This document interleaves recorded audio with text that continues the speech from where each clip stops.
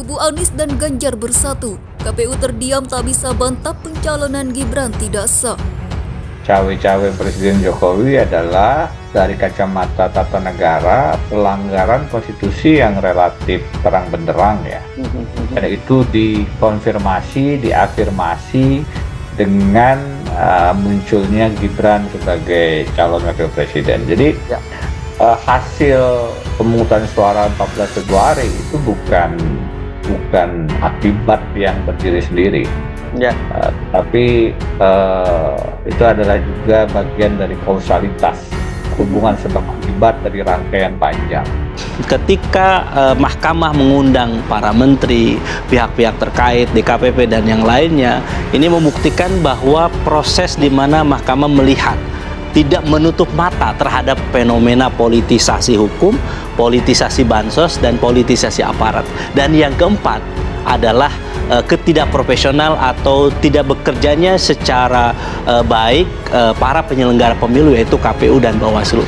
MK mengabulkan seluruh permohonan. Artinya apa? Artinya pasangan calon 2 sebagaimana permintaan Anies Muhaimin ataupun Ganjar Mahfud didiskualifikasi. Dua-duanya meminta itu sebenarnya. Nah, ini dikabulkan seluruhnya. Konsekuensinya akan ada pemungutan suara ulang hanya oleh paslon 1 dan paslon 3 tanpa paslon 2. Itu berarti dikabulkan seluruhnya. Nah, dalam tulisan saya katakan ini hampir muskil dan mustahil. Hampir lah ya, tidak bisa kita pastikan tidak mungkin, tapi hampir muskil dan mustahil dikabulkan ini. Dengan berbagai pertimbangan. Yang ketiga adalah sebenarnya dikabulkan sebagian. Dikabulkan sebagian yang dimintakan oleh pasangan calon 1 Anies Muhaimin adalah hanya mendiskualifikasi pencawapresan Gibran saja.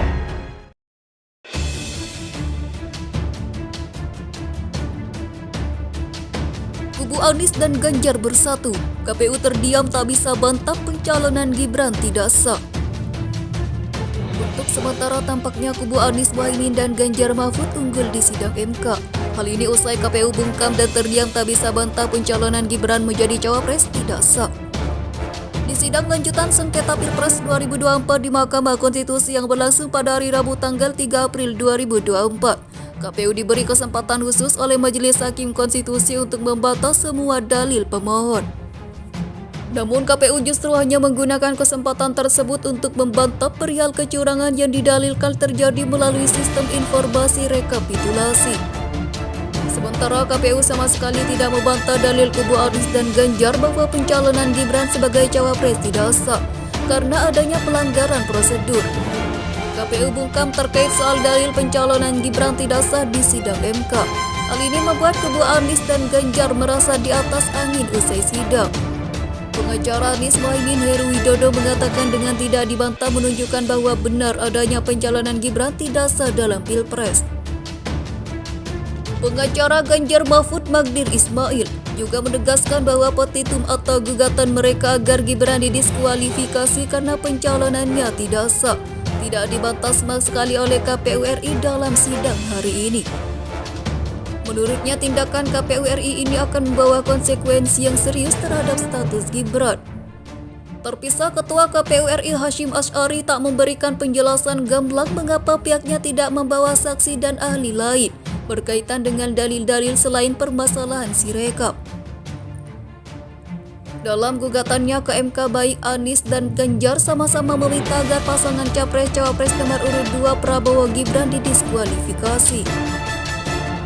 Gibran dianggap tak memenuhi syarat administrasi, sebab KPU RI memproses pencalonan Gibran menggunakan peraturan KPU PKPU nomor 19 tahun 2023. Dalam PKPU itu syarat usia minimum masih menggunakan aturan lama sebelum putusan MK yakni 40 tahun.